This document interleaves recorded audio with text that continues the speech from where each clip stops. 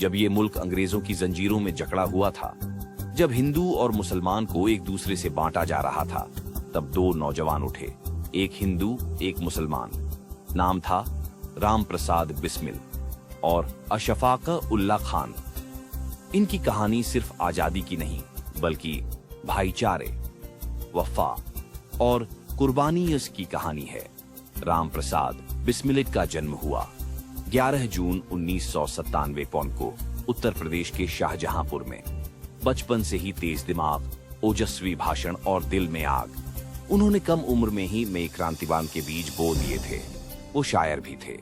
सरफरोशी की तमन्ना अब हमारे दिल में है, यही उनकी पहचान बन गई। दूसरी तरफ अशफाकुल्ला खान, जिनका जन्म हुआ 20 अक्टूबर 1900 शाहजहांपुर के एक पढ़े लिखे मुस्लिम घराने में। अशफाकह भी शायर थे, लेकिन उनका कलम स्याही से नहीं, जज्बे से लिखता था।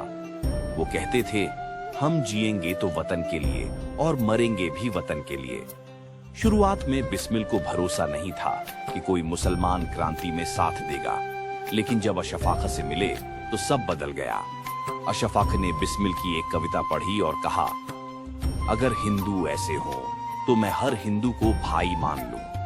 और बिस्मिल बोले, तू अगर साथ है तो फिर इस आजादी की जंग को कोई नहीं रोक सकता। दोनों की दोस्ती मिसाल बन गई।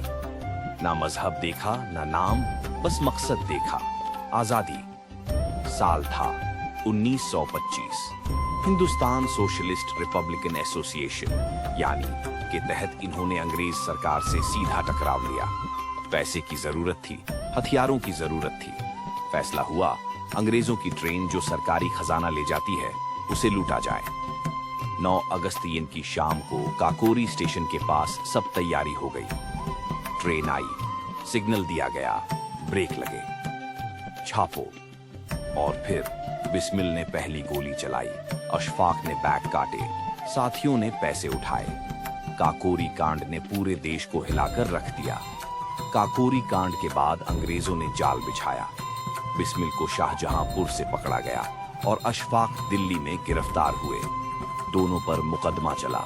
कोर्ट में जब पूछा गया, तुमने ये क्यों किया, अशफाक बोले, हमने कोई चोरी नहीं की। ये पैसा हिंदुस्तान का था और हिंदुस्तानियों के लिए था।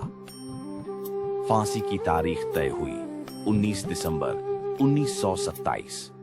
आखिरी रात को दोनों ने अपने अपने खत लिखे। बिस्मिल ने लिखा, मुझे अफसोस नहीं, बस मेरी मौत हिंदुस्तान की मिट्टी को सींचेगी। अशफाक ने कुरान शरीफ पढ़ी और कहा, मैंने अल्लाह से यही मांगा, मुझे फिर जन्म दे, इसी मिट्टी में, इसी तिरंगे के नीचे। बिस्मिल को गोरखपुर जेल में, अशफाक को फैजाबाद जेल में फांसी दी गई। लेकिन सच कहें, वो शहीद नहीं हुए, वो अमर हो गए। आज भी हर आजाद हवा में उनकी सांसें मौजूद हैं।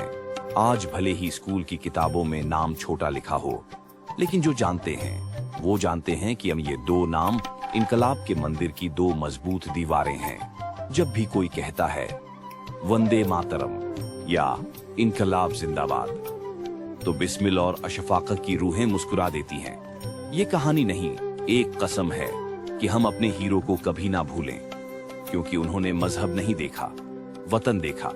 उन्होंने जान नहीं बचाई, जान दी। जय हिंद, वंदे मातरम, इनकलाब जिंदाबाद।